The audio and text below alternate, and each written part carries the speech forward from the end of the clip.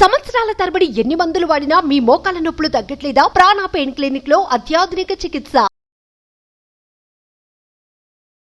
నమస్తే విజయ మేడం. నమస్తే రామ్ సార్. నమస్తే అండి. నమస్తే ఉషా. ఇంట్లో ఎప్పుడైతే పిల్లలు, నానమ్మలు, అమ్మమ్మలు కావచ్చు, భార్యాభర్తలు ఒక కుటుంబం అంతా కలిసి ఉన్నప్పుడు కొన్నిసార్లు గ్రాండ్ పేరెంట్స్కి ఏవైతే అలవాట్లు ఉంటూ ఉంటాయో, వాళ్ళ బిహేవియర్ కావచ్చు, వాళ్ళ పద్ధతులు కావచ్చు, వాళ్ళ మాటలు కావచ్చు, వీళ్ళకి ప్రాబ్లం ఉన్నా లేకపోయినా పిల్లలపైన ఇంపాక్ట్ పడితే ఏ విధంగా ఉంటుందన్న ఇన్సెక్యూరిటీ పేరెంట్స్కి వస్తూ ఉంటుంది. కొన్ని పదాలు వాళ్ళు మాట్లాడేటప్పుడు అవి వాళ్ళు అబ్జర్వ్ చేసి వీళ్ళు కూడా మాట్లాడడం మొదలు పెడుతూ ఉంటారు. అప్పుడే పేరెంట్స్కి కొంత ఇబ్బంది కనిపిస్తూ ఉంటుంది. పేరెంట్స్ దీన్ని ఏ విధంగా హ్యాండిల్ చేయాలి అంటారు? ఇది సాధారణంగా చాలామంది ఎదుర్కొనే ఇబ్బంది అండి. కానీ ఇబ్బందిని ఎలా చూడాలనేది ఫస్ట్ మనం నేర్చుకోవాలి. ఏ బిహేవియర్ని తీసుకున్నా అది కంప్లీట్గా ఒక ప్యాకేజ్ లాగా గుడ్ బిహేవియర్ అంటూ ఉండదు. గుడ్ బ్యాడ్ రెండు ఉంటాయి. అయితే ఈ రెండు ఉన్నప్పుడు మనం దేన్ని హైలైట్ చేసి చూస్తున్న వాళ్ళ మీద ఆధారపడి ఉంటుంది. ఫర్ ఎగ్జాంపుల్, ఉదాహరణకి పెద్దవాళ్ళు ఇంట్లో ఉంటే పెద్దవాళ్ళు కేర్ తీసుకోవచ్చు, వాళ్ళ అనుభవం నుంచి మనం పాఠాలు నేర్చుకోవచ్చు, వాళ్ళ సహాయాన్ని మనం పొందొచ్చు.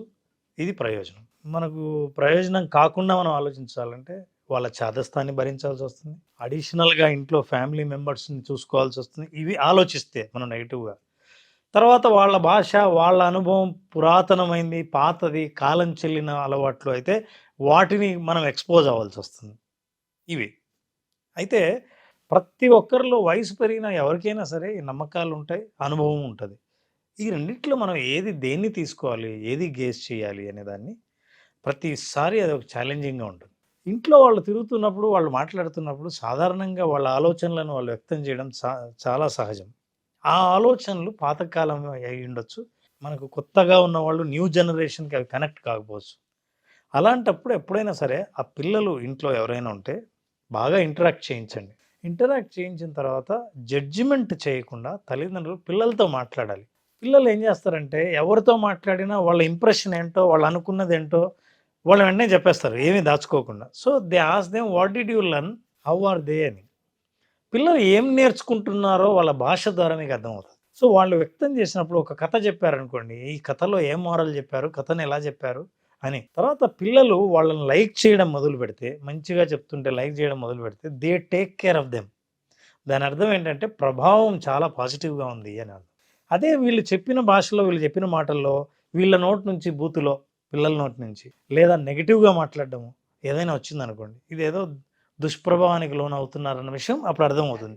సో మొట్టమొదటిగా మీరు ఒక నిర్ణయం తీసుకునే ముందు first try to understand what is happening, what kind of impact, ఎటువంటి ప్రభావం ఉంది అనేది మనం ముందు తెలుసుకుంటే, పాజిటివ్ ఇంపాక్ట్ ఉంటే గుడ్, దాన్ని ఎంకరేజ్ చేసి వాళ్ళు ఏదైతే పాజిటివ్గా మాట్లాడారని పిల్లలు చెప్పారో దాని గురించే మీరు మాట్లాడండి.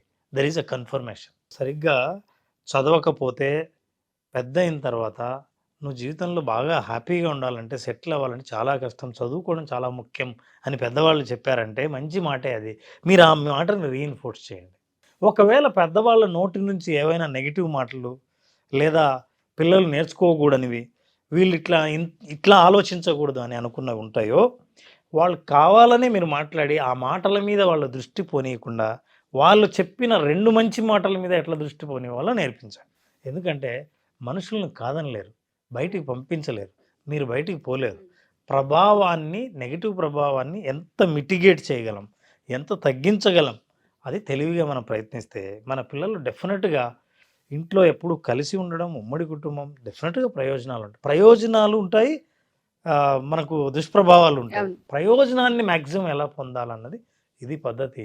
జనరల్గా ఏం చేస్తారంటే, ఇప్పుడు ఇందాక మంచి ప్రభావం ఉన్నంతసేపు దాన్ని మెచ్చుకోగలమో లేదో పక్కన పెడితే, ఎప్పుడైతే నెగిటివ్ కనిపిస్తూ ఉంటుందో వెంటనే రియాక్ట్ అవుతూ ఉంటుంటాం. ఆపుకోలేరు, ఎస్పెషల్లీ మదర్స్ అయితే వాళ్ళ వల్ల అవ్వదు. సో అప్పుడు ఏం చేస్తారు, వాళ్ళతో ఇంటరాక్షన్ ని మాక్సిమం కట్ చేపించడానికి ట్రై చేస్తారు. నువ్వు అసలు అమ్మమ్మ తాత ఉన్న గదిలోకి వెళ్ళొద్దు, వాళ్ళ వస్తువులు ముట్టుకోవద్దు చెప్పి అసలు వాళ్ళు ముచ్చటపడి కాసేపు స్కూల్ నుంచి వచ్చావా అని బయటికి ఏదన్నా వచ్చినా గానీ, వచ్చాడండి ఆడుకోటానికి వెళ్తున్నాడు అంటే మాట్లాడే స్పేస్ ని కూడా ఇవ్వకుండా వీళ్ళ అంటే అది కన్సర్న్ అనుకుంటారు, లేదంటే జాగ్రత్త అనుకుంటారు. ఏంటంటే ఇప్పుడు ఆ నెగటివిటీ స్ప్రెడ్ అవుతోంది వీళ్ళ వల్ల అనుకున్నప్పుడు వెంటనే కట్ చేయాలని చూస్తారు. వాళ్ళకి చెప్పలేరు, వీళ్ళకి అర్థం చేపించలేరు. అంటే కొంతమంది ఏమో ఎలా చెప్పాలో తెలియక చేస్తూ ఉండొచ్చు. కొంతమంది ఏమో అసలు ఇక ఆల్రెడీ వాళ్ళ మధ్య ఉన్న ఫ్రిక్షన్ల ప్రభావం కూడా పిల్లల ద్వారా నెరవేర్చుకోవాలని చూస్తారు. అంటే ఇప్పుడు వాళ్ళకి ఇష్టం లేదనుకోండి అత్తమామలు ఉండటమో లేకపోతే వాళ్ళ పద్ధతో ఏదైనా. సో వీళ్ళు ఎలా దాన్ని చూపించగలుగుతారు అంటే పిల్లలతో వాళ్ళ రిలేషన్షిప్ని కట్ చేస్తే వాళ్ళకి బాధ కదా పెద్దవాళ్ళకి. ఆ ద్వారా కూడా చేసే అవకాశాలు కూడా ఉన్నాయి. అంటే ఏంటంటే వీళ్ళకి ఇష్టం లేనప్పుడు పిల్లల్ని పంపించడం కూడా తగ్గిచ్చేస్తారు. సో మీరు అన్నట్టుగానే ఎప్పుడైతే వీళ్ళకి ఇష్టం ఉండదో పిల్లల్ని పంపించడం తగ్గించేస్తారు ఒకటి. దాంతోపాటు అదే మనసులో పెట్టుకొని డే అంతా కూడా ఒక నెగిటివ్ మోడ్లో ఉన్నట్టే అనిపిస్తూ ఉంటుంది. అండ్ ఫ్యామిలీలో ఎవరైతే ఉంటుంటారో వాళ్ళందరిపైన ఈ ప్రభావం చూపిస్తూ ఉంటారు. తెలియకుండానే వీళ్ళని ఒక నెగిటివ్ క్యారెక్టర్స్గా చూపించే అవకాశం కూడా పిల్లలకి కనిపిస్తూ ఉంటుంది. ఎలా అంటే ఓవర్కమ్ చేయాలి ఇది? ఇంట్లో ఎవరైతే హస్బెండే అనుకోండి, హస్బెండ్ వైపు పేరెంట్సే ఉండుండొచ్చు, నానమ్మ తాతయ్య అయి ఉండుండొచ్చు. ఒకవేళ హస్బెండ్ దీన్ని కంటిన్యూగా ఫేస్ చేస్తూ ఉన్నారు, పిల్లల్ని దగ్గరికి వెళ్ళనివ్వట్లేదని, మాట్లాడనివ్వట్లేదని, ఇట్లా ఏదో ఒక కంప్లైంట్ రోజు వస్తుంది అనుకునే వాళ్ళు ఫ్యామిలీలో, కొన్ని ఫ్యామిలీస్లో తరచుగా మనం ఇవి చూస్తూ ఉంటాం. అంటే ఎటువంటి డెసిషన్ తీసుకోవాలి అంటారు? వీలైనంత మటుకు ఓపెన్గా కమ్యూనికేట్ చేయటమే బెటర్. అంటే ఇప్పుడు నెగిటివ్ ప్రభావం ఏ అంశాల్లో వస్తుంది? ఇప్పుడు వాళ్ళకి కొంతమందికి పల్లెటూరులో పెరిగి వచ్చినప్పుడు ఏంటంటే ఆ బూతు మాటలు అనేది వాళ్ళకి సర్వసాధారణంగా వచ్చే మాటలు అవి పిల్లవాడు నేర్చుకుంటున్నాడు, అది ఇబ్బందికరంగా ఉంది అన్నప్పుడు ఏంటంటే కోడలు చెప్పలేకపోవచ్చు కానీ కొడుకు అంటే వాళ్ళకి వెళ్ళి చెప్పొచ్చు. మీరు మనవడితో మాట్లాడేటప్పుడు కొద్దిగా చూసుకుని ఆ మాటలు వాడకుండా మాట్లాడండి నాన్న, సో దట్ వాడు కూడా నేర్చుకోకుండా ఉంటాడు, చిన్నపిల్లాడు కదా, కొంచెం జాగ్రత్తగా ఉండండి మాట్లాడేటప్పుడు, చాలు సరిపోతుంది, వాడు అవి వాడుతున్నాడు అనేది ఆబ్వియస్గా ఏమవుతుంది, వాళ్ళు వాడేటప్పుడు వీళ్ళు వినటం కూడా జరుగుతుంది, అవునా? సో కాబట్టి వీటి మీద మనం జాగ్రత్త వహిద్దాం. వాడున్నంతసేపు కొద్దిగా ఆ భాష రాకుండా మనం కంట్రోల్లో పెట్టుకుంటే బాగుంటుందేమో ఆలోచించండి అన్నట్టుగా పెద్దవాళ్ళకి కొడుకు చెప్పొచ్చు. కోడలు చెప్తే మళ్ళీ తప్పు అవుతుందేమో తెలియదు కానీ కొడుకు చెప్పటం వల్ల పెద్దవాళ్ళు కూడా ఆలోచిస్తారు. వీటన్నిటికీ ముఖ్యంగా ఏంటంటే పెద్దవాళ్ళ మీద ముందు ప్రేమ ఉండాలి. అప్పుడు వాళ్ళని బాగు చేసుకుందాం అన్న ఆలోచన వస్తుంది. అది ఆ వంక పెట్టుకుని వాళ్ళని తరివేద్దాము, లేదంటే పర్సనల్గా వాళ్ళకి ఏదైనా ఉంటే ఇది టైం కదా అని చెప్పి చూసి ఈ టైంలో అన్నిటిని అవాయిడ్ చేయడం, కట్ చేయడం, రిలేషన్ని బ్రేక్ చేయడం అనేది చాలా పెద్ద తప్పు. బట్ ఫ్యామిలీస్లో ఎక్కువగా ఎప్పుడైతే పిల్లలు వస్తూ ఉంటుంటారో, పిల్లలు వచ్చిన తర్వాత పిల్లల ద్వారా కొన్ని ట్రీట్మెంట్స్ వెళ్తూ ఉంటుంటాయి పేరెంట్స్కి. ఇవాళ ట్రెండ్కి అనొచ్చో లేకపోతే ఇవాళ జనరేషన్లో మనస్తత్వాలకు అనొచ్చో, ఒకళ్ళతో ఒకళ్ళకి అంటే ఆ ట్రాన్సిషన్ ఫేజ్లు కలిసి ఉండటం అనేది కష్టం అవుతుంది.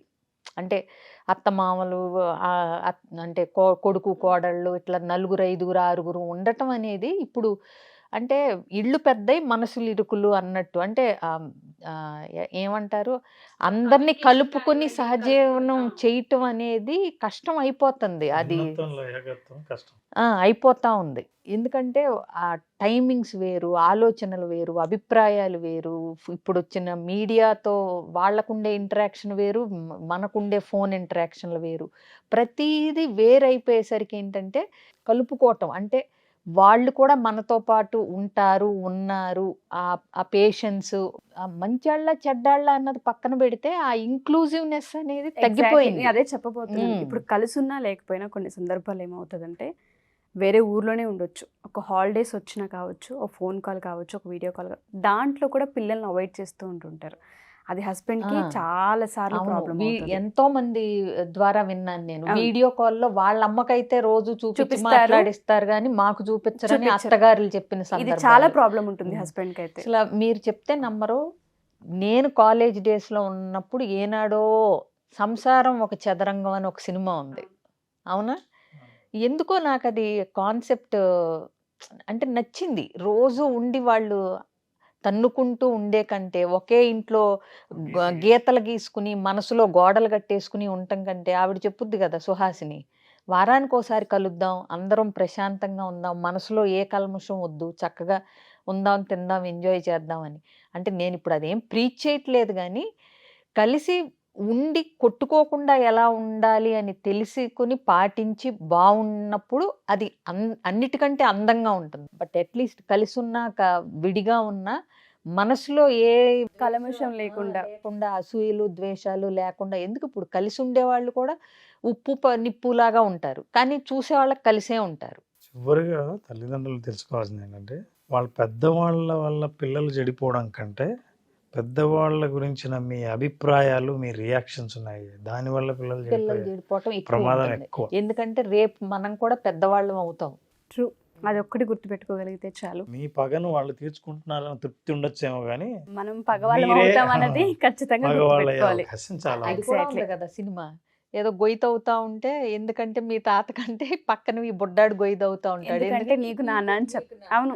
మనం పేషెన్స్ తో వాళ్ళని మార్చుకుంటున్నప్పుడు పిల్లలకు కూడా అది అర్థమవుతుంది. ఏం చేసైనా నా తల్లిదండ్రులతో నేను ఉండాలి, వాళ్ళని మార్చుకోవాలి, వాళ్ళు నా తల్లిదండ్రులు అనేది. సో ఎవరైతే ఈ ఎపిసోడ్ చూస్తూ ఉంటుంటారో ఫ్యామిలీలో ఎవరైనా కావచ్చు, అది గ్రాండ్ పేరెంట్స్ అవ్వచ్చు, పేరెంట్స్ అవ్వచ్చు, పిల్లలు అవ్వచ్చు, మా ఫ్యామిలీలో ఇటువంటి ఇష్యూస్ ఉన్నాయి, థర్డ్ పర్సన్ వల్ల ప్రతిరోజు కమ్యూనికేషన్లో ఎక్కడో అక్కడ ఏదో ఒక డిస్టర్బెన్స్ క్రియేట్ అవుతుంది, మాకు మధ్య గొడవలు అవుతున్నాయి, ఒక ప్రాబ్లమ్ని ఎలా డీల్ చేయాలో తెలియట్లేదనే వాళ్ళందరికీ April 28 untold secrets of relationship and parenting class ఏ విధంగా హెల్ప్ అవుతుంది అంటారు? రిలేషన్షిప్లో అంటే అది ఫ్యామిలీ పరంగా అవ్వచ్చు, అందరూ తెలుసుకోవాల్సిన బేసిక్ విషయాలు, సీక్రెట్స్ కొన్ని ఉంటాయి. ఎలా మాట్లాడాలి, నచ్చని విషయాన్ని ఎలా చెప్పాలి, ఎందుకంటే అందరిలోనూ అందరికీ నచ్చే విషయాలే ఉండవు. మనిషి బోత్ అంటే మంచి చెడుల కలయిక మనిషి అన్నది. సో మంచిని తీసుకుంటూ చెడు మీద దృష్టి తగ్గిస్తూ ఎలా కలిసి ఉండాలి అనే విషయాల మీద ఏమేం చేస్తే ఇలా ఉండొచ్చు అనే సీక్రెట్స్ కొన్ని ఆ రోజు చెప్పటం జరుగుతుంది. షూర్ అండి. Thank you ma'am. Thank you sir. Suman టీవీలో మీ పర్సనల్ అండ్ బిజినెస్ ప్రమోషన్స్ కోసం కింది నెంబర్కి కాంటాక్ట్ చేయండి.